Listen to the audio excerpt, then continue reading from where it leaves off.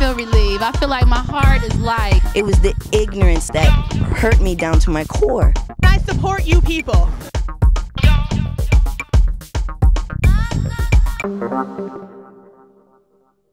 Okay, it was 1997. I was going to a poetry reading with my girlfriend at the time at the Apollo Theater. We had gone to this poetry reading twice previously, and this was the third time. And we went to the poetry reading, and about 10 minutes, 15 minutes in, the poetry started to become extremely anti-gay. And we sat through it for about another hour and 10 minutes, hour and 15 minutes. And there was a intermission. And me and my girlfriend walked into the lobby, and she was shaking. She was terrified. And she said to me, they're targeting us. They've seen us come here several weeks, and they're sick of it, and they don't want us here.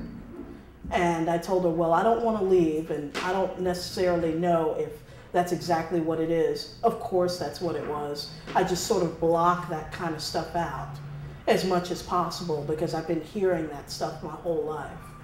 So anyway, about 10 minutes go by, and the intermission is over, and we walk in. And they don't allow us to sit down. They actually make us come up to the stage to explain to us why they are so homophobic, and why we're going to hell, and why our lifestyle is not the proper lifestyle to have.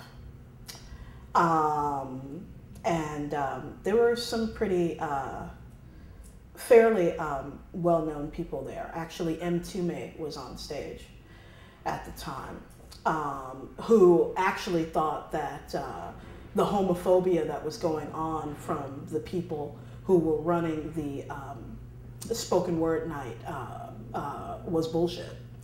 And so, anyway, they just started booing us, and they started throwing things, and they started calling us all kinds of names, you know, dyke, faggot, all kinds of names. They were just throwing out everything they had. And I was so angry, and so I felt so isolated from the very idea and the very people that I came there to support at the spoken word night, that tears started swelling up, and I started to cry on stage, actually. There were about 60 people there that night in the audience. We had to get out of there pretty quickly. There were even some people who followed us to the subway. So that's my New People story. How do you feel having talked about it?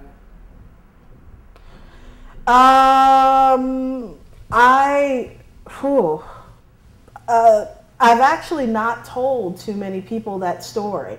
It's kind of something that to me was so bizarre, and it was so offensive to me as a human being that so many other human beings would take the time and the energy to be so hateful towards people just because they love in a different way than they do.